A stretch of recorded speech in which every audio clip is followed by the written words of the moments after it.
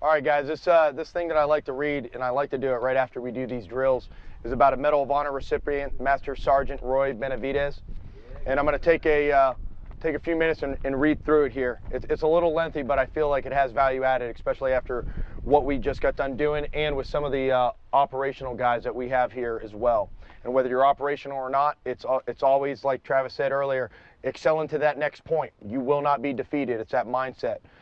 As the medevac chopper landed, the wounded were examined one by one. Staff Sergeant Benavidez could only hear what was going on around him. He had over 37 puncture wounds. His intestines were exposed. He could not see.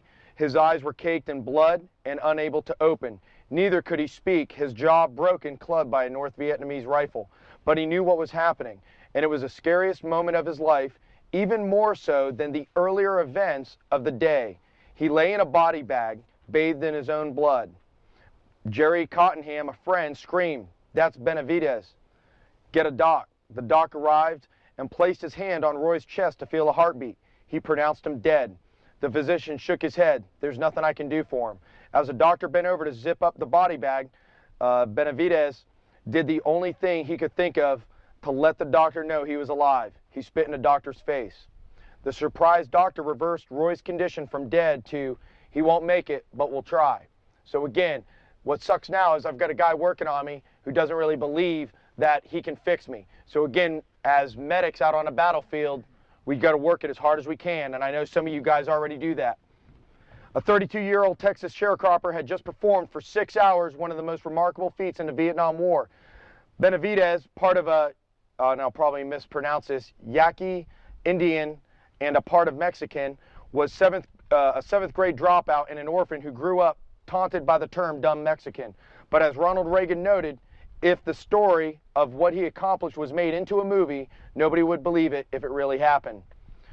Basically, the ordeal began at Lac Nai, a Green Beret outpost near the Cambodian border. It was 1:30 p.m., May 2nd, 1968. The chaplain was holding a prayer service around a jeep for the sergeant and several other soldiers. Suddenly, shouts rang out from a nearby shortwave radio.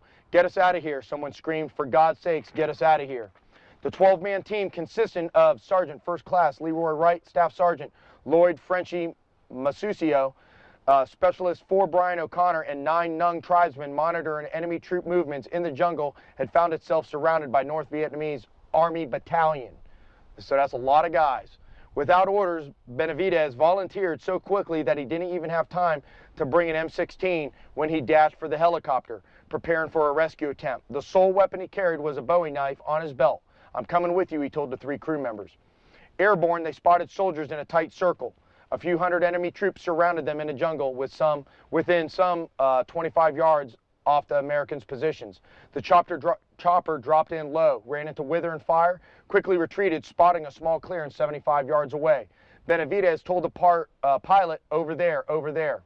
The helicopter reached the clearing and hovered 10 feet off the ground. Benavidez made a sign of the cross, jumped out carrying a medic bag, and began running 75 yards towards the trapped men. Almost immediately, he was hit by an AK-47 slug in his right leg. He stumbled and fell and got back up, convincing himself he had only snagged a thorn bush. Kept running to a brush pile where Wright's men lay. An exploding hand grenade knocked him down and ripped his face with shrapnel. Again, he got up, staggered to the men. 4 of the soldiers were dead, the other 8 wounded, pinned down into 2 groups. Benavidez bound their wounds, ejected morphine, and ignored NVA bullets and grenades passing out and around ammunition that he had taken from several other bodies, and armed himself with an AK. Then he began directing airstrikes and called in for Huey helicopters to land near one of the groups to get him out. While calling in air support, he was shot again in the right thigh, his second gunshot wound. He dragged the dead and wounded aboard. So he's got 2 injuries to his legs, and he's still dragging wounded aboard. The chopper lifted a few feet off the ground and moved towards the second group. Benavidez, running beneath it, firing his rifle he had picked up, he spotted the body of a team leader, Sergeant First Class Wright. Ordering the other soldiers to crawl towards the chopper, he retrieved a pouch dangling from the dead man's neck. In the pouch were classified papers with radio codes and call signs. As he shoved the papers into his shirt, a bullet struck his stomach, and a grenade shattered his back. The helicopter, barely off the ground, suddenly crashed. Pilot's dead. Coughing up blood, Benavidez made his way to the Huey, pulled out the wounded from the wreckage, forming a small perimeter. As he passed out ammunition taken from the dead, the air support he had called in earlier started arriving. Jets and helicopter gunships strafed threatening enemy soldiers while Benavidez tended to the wounded. "Are you hurt, Sarge?" One soldier asked. "Hell no," said Benavidez, about to collapse from blood loss. "I've been hit so many times, I don't care anymore." While mortar shells burst everywhere, Benavidez called in phantoms, "Danger close." Enemy fire raked the perimeter. Several of the wounded were hit again, including Benavidez. By this time, he had blood streaming down his face, which was blinding him. Still calling in airstrikes, adjusting their targets by sound. Several times, pilots thought he was dead, but then his voice would come back on the radio calling for closer strikes. Throughout the fight, Benavidez basically made signs of the cross so many times his arms were getting tired from doing, because he was a devout Catholic. Finally, a helicopter landed.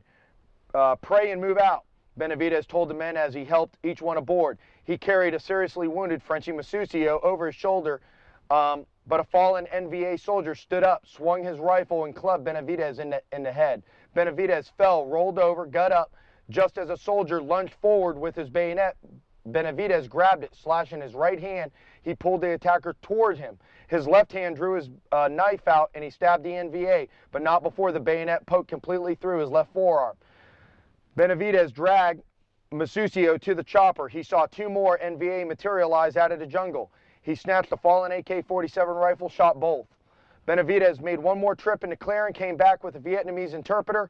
Only then did the sergeant let one of the others pull him aboard the helicopter. Blood dripped from the door of the helicopter, lumbered into the air. Benavidez was holding his intestines with one hand. Bleeding almost into unconscious, Benavidez lay against a badly wounded Masuccio and held his hand. Just before he landed at the medevac hospital, he felt his fingers dig into the palm of my hand. Benavidez recalled his arm twitched and jumped as if an electric current was pouring through his body into mine. Benavidez was so immobilized, they placed him with the dead. Even after he spit in the doctor's face, he was then taken from the body bag and was considered a goner. Benavidez spent almost a year in hospitals to recover from his injuries. He had several major gunshot wounds, 28 shrapnel holes. Both arms had been slashed by bayonets. Benavidez had shrapnel in his head, scalp, shoulder, buttocks, feet, legs. His right lung was destroyed. He had injuries to his mouth and his back and his head from being clubbed with the rifle butt. One of the AK-47 bullets had entered his back, exiting just beneath his heart. He had won the battle and lived.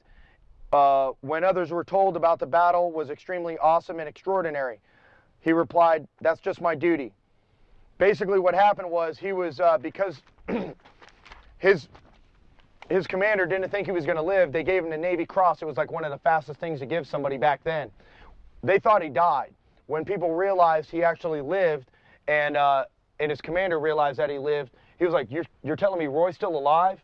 They basically had retyped it up, and President Reagan in 1988 gave him the Medal of Honor. The important thing of why we do what we do out here, why Travis and I spend so much time doing shit that people normally don't like to do, getting into odd positions, moving the way we do, trying to stay dynamic, trying to drive those guns up as fast as we can, trying to keep things within reason. We sat out here and practiced a bunch of stuff that I guarantee most people don't practice. This class is not about doing what you like to do. On day one, we said it's about doing what you generally don't like to do, what we're not good at. You never know what circumstance you're going to find yourself in. Yes, some of you are military, so you can take this and you can decide how ironclad you want to make yourself. Remember, you're not dead until somebody else above you turns out those lights. You keep fighting, you keep killing as many people as humanly possible. That's your drive, that's your goal. Because the life you may save might actually be mine out on the battlefield because you smoke checked a few more guys downrange. Now, for those that are thinking, well, I'm not some Army Special Forces commando. It doesn't matter. The life you save may be your kids, maybe your wife, it may be your dad, your mom, it may be some innocent person in the mall when some scumbag comes in there and starts shooting a bunch of innocent people. It may be the few rounds out of your handgun that neutralizes that guy. You may get injured. You may get shot. It's business. Your goal is to neutralize those people. And that's what this stuff is about. That's why we're out here. That's why you guys are out here. That's why you guys are advanced shooters, because you're willing to come out here and push yourself harder. You're willing to push yourself to those failure points that we bring up. Most people don't want to push themselves to failure because then we don't look good, but then you never get better. You know, they say that amateurs train until they get it right. Professionals train until they get it wrong. And that's what we're doing. You guys are professionals. So I appreciate you guys doing some of those things that you may think don't apply to you because, well, if you're shot, you might not be able to manipulate your weapon systems too good. Just think about what I read right there and just remember, man, you're Superman. You're King Kong. Until the day you die. Until the day you die. Now, do you think Master Sergeant Roy Benavides ever thought he'd be in that type of situation? Hell no. But he was. And it can happen to anybody here. So we prepare for the worst, and that's why shooting starts in the mind, because obviously that man was mentally prepared no matter what. He fought through to the death, and he almost did. So that's why we take so much pride in what we do, and again, that's why we're all out here. So you're a special breed, you're a special personality to take the advantage of this type of training and to be that personality, as like myself and Justin talked about last night. You know, you've got your guys that are hobbyists and adventurers, you got your guys that just have to do it as a job, you got your operator door kicker types, and then you've got that classification of person that can be any one of those four, but they're hardcore, die-hard passionate about what we do because we understand the consequences, and that's what we want to be. Great job today. We're going to break, come back out. We still have more to do, a lot more to do. Thanks, guys.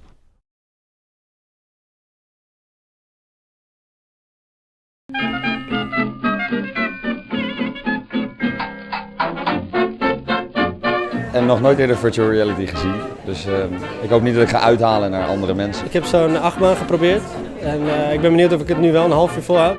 Ja, wat ik ga verwachten, ik heb geen idee. Ik ga me gewoon even verrassen, ik weet het niet.